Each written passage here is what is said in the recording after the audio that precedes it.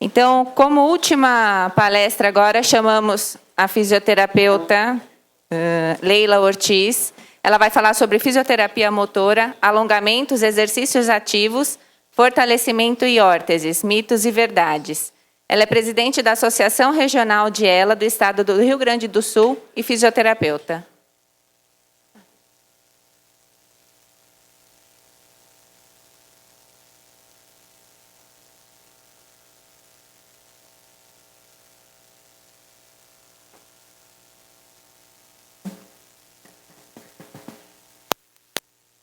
Deixa eu me posicionar aqui.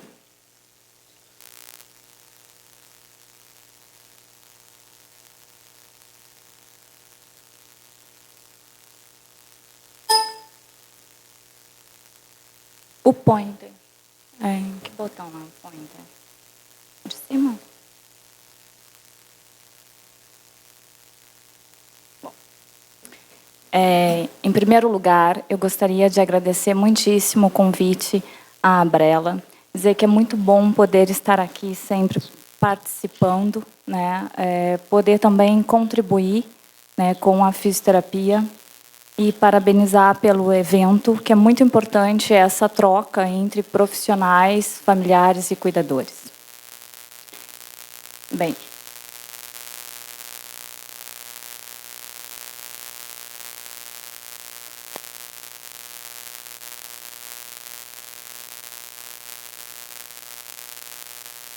obrigada.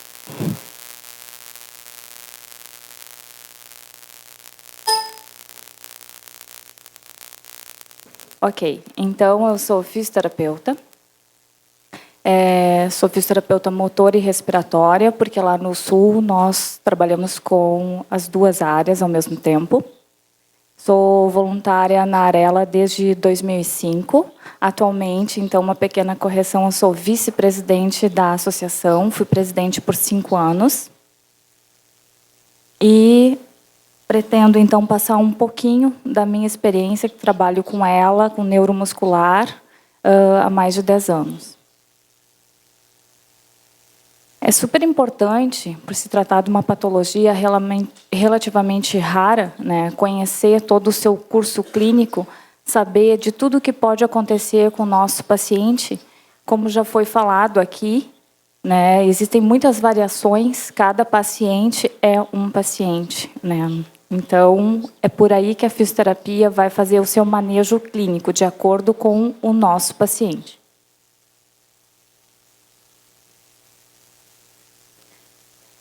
Então, não vou entrar dentro dos méritos da fisiopatologia, mas para a fisioterapia poder trabalhar,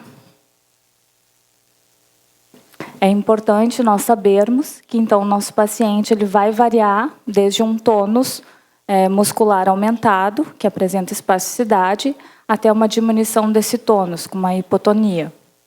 Também vai apresentar atrofia muscular gradativa, progressiva, fasciculações e diminuição de reflexos.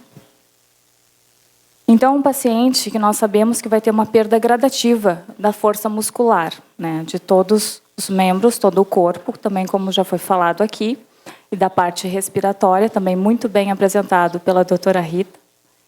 Então, levando esse paciente a uma dependência funcional.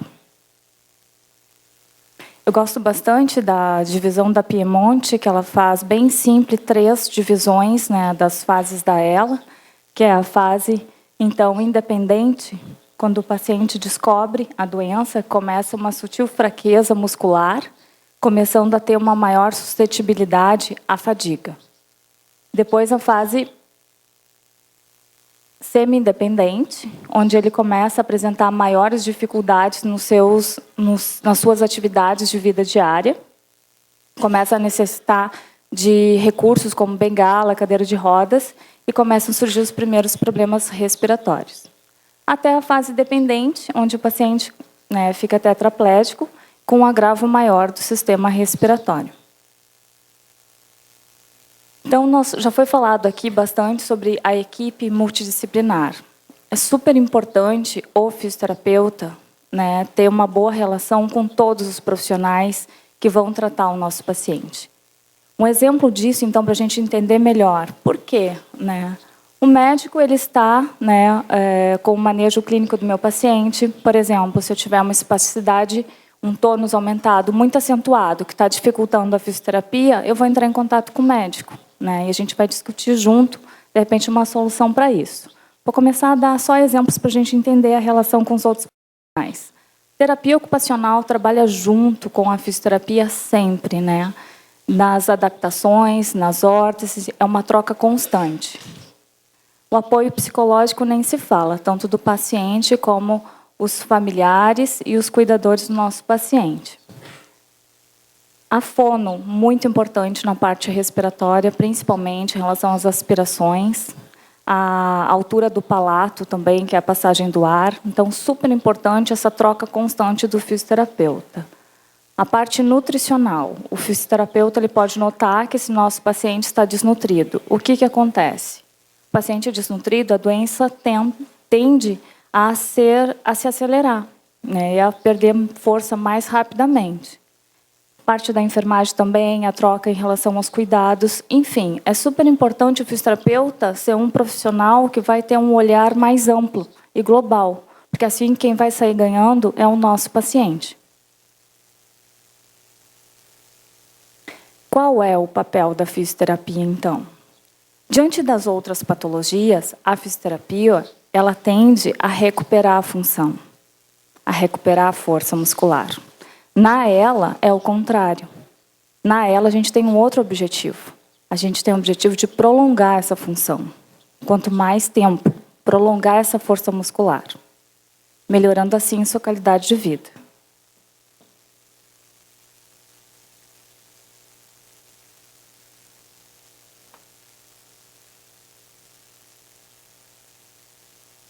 Então, como a gente já sabe tudo que pode acontecer com o nosso paciente, o que a gente tem que fazer? A gente tem que sair ganhando dessa doença, não concordam? A gente já tem que sair trabalhando preventivamente. Então, se nós já sabemos todas as fases que ele vai passar, a gente já pode se antecipar, buscando dessa forma preservar a sua independência funcional.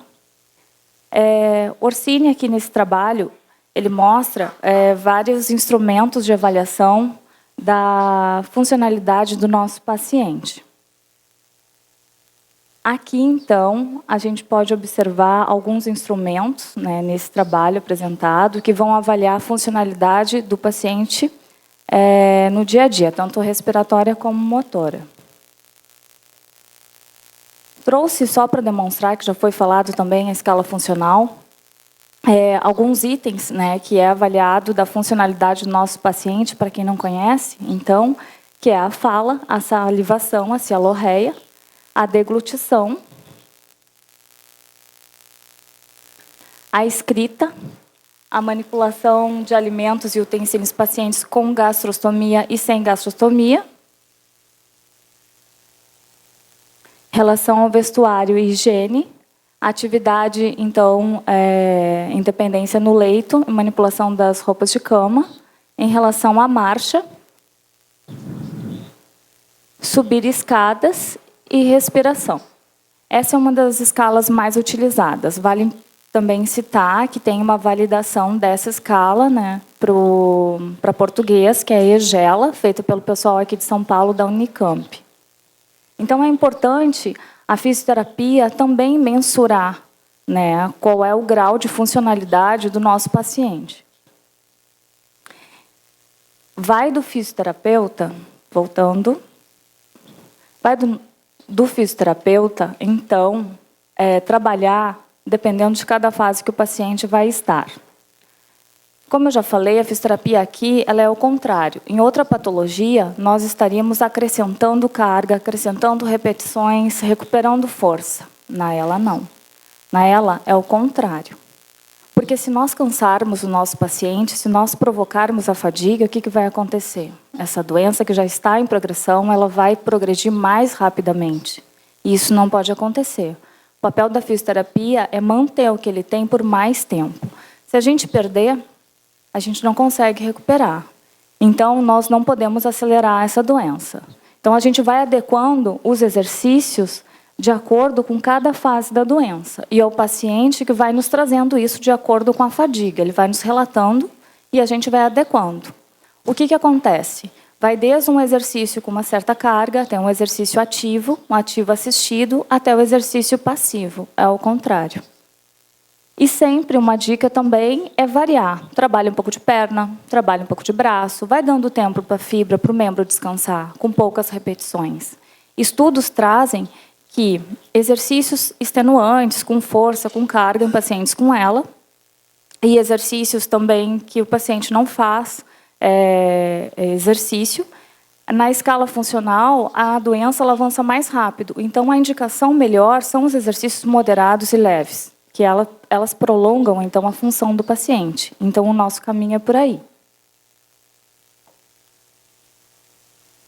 Então, vai ser o trabalho de manutenção dessa força muscular, reeducação postural, coordenação e trabalho de equilíbrio, porque o paciente de ELA é um paciente que pode cair. Não por falta do equilíbrio necessariamente, mas porque ele vai ter diminuição de força nos membros inferiores. Então, como a gente já sabe disso, a gente já pode ir trabalhando isso preventivamente.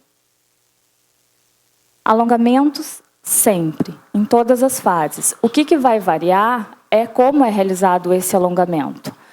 Na fase inicial, ele mesmo, por exemplo, aqui na figura, ele pode se alongar, mas depois pode se tornar cansativo para ele segurar a própria perna. Então, o ideal é receber ajuda no alongamento. O alongamento, então, como a gente sabe que essa fibra muscular ela está sofrendo, né, com a doença, então é uma forma da gente melhorar a qualidade dela com os alongamentos. Sem falar que o paciente, numa fase mais tardia, ele está perdendo os movimentos, ele não se movimenta mais. O que acontece? Ele tem muitos encurtamentos musculares. Então, o alongamento vem para preservar essa amplitude de movimento, dessa forma também diminuindo as dores, as contraturas, as complicações articulares.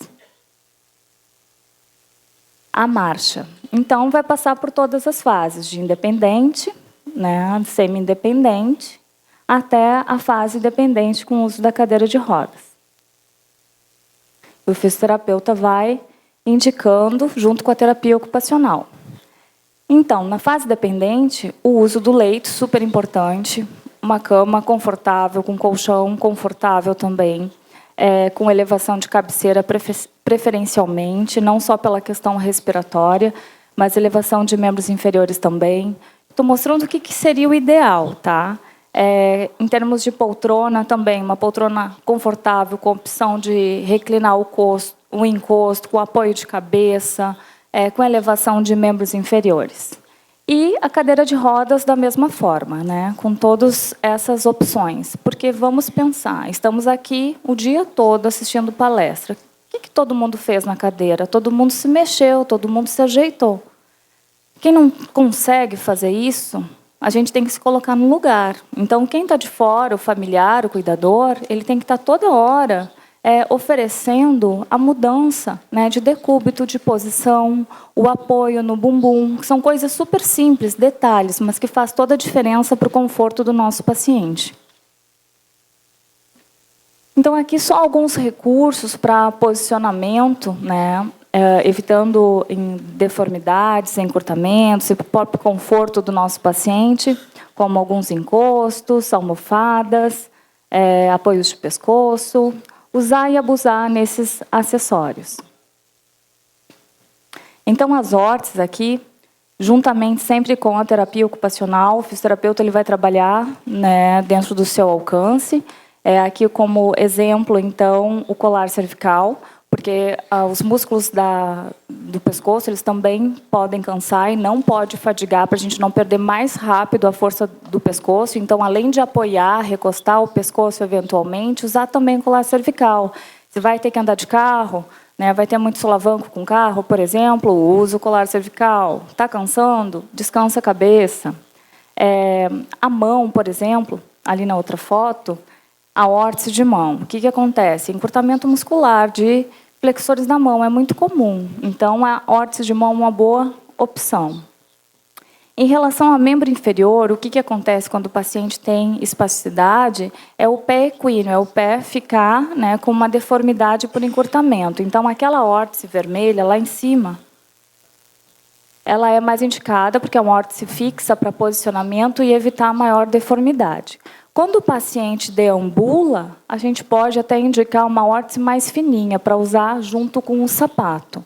Também em caso, né, de perda de força, que não tem espasticidade, ou essa daqui, ou essa mesma aqui de pano, que tem um bom resultado. Porque o que acontece? O paciente perde a força muscular de manter o pé com a dorsiflexão, ele começa a trancar o bico do pé, e aí pode ocorrer a queda, né?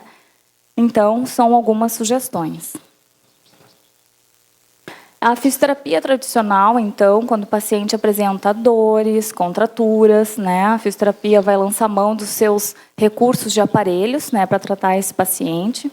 Então, não poderia deixar também de falar da hidroterapia, também indicada aos pacientes. Tudo, né, com bom senso, onde o paciente não cansa e não leva à fadiga.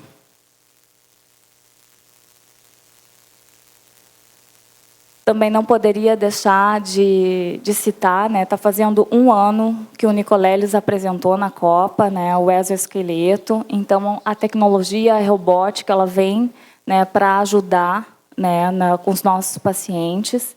Então, é tecnologia que cada vez está mais próxima das nossas clínicas, da gente, né, como promover o paciente um outro recurso de tratamento. Então, vamos aguardar, que eu acredito que vem muita coisa boa por aí.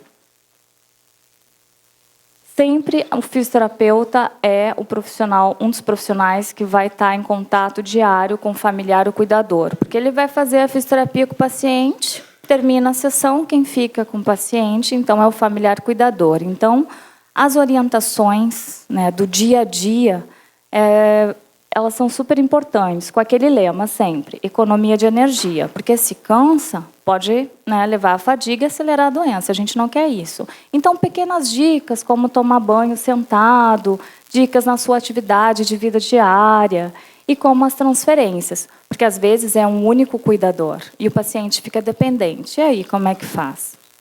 Essa foto, ela é ilustrativa, tá? Então, aqui eu só trouxe para demonstrar o guincho, né, que é super útil para trocar o paciente da cama para cadeira, para poltrona. Então, lança a mão do guincho. Quando não há o guincho, então, mais de um cuidador, né, e vale a pena também orientar esse cuidador, esse familiar, com as melhores maneiras de fazer essa transferência, sem prejudicar a coluna do cuidador, né? Então, quando a gente não tem mais de uma pessoa para ajudar com esse paciente, o fisioterapeuta tem condições de orientar como pegar da melhor maneira, como usar a força do seu próprio corpo, né, como alavanca para conseguir pegar melhor esse paciente, tirar da cama, dicas úteis como uma cama mais alta, posicionamento frente ao paciente, tudo isso o fisioterapeuta pode passar.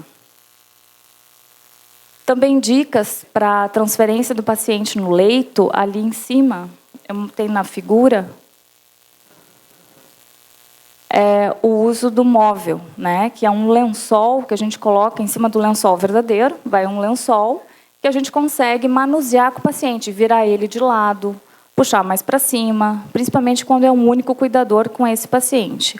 O que tem que acontecer é a troca de postura sempre, não vale ficar na mesma posição, né? Porque vai ocasionar, vai ser prejudicial para o paciente por vários motivos, então tem que trocar de posição sempre.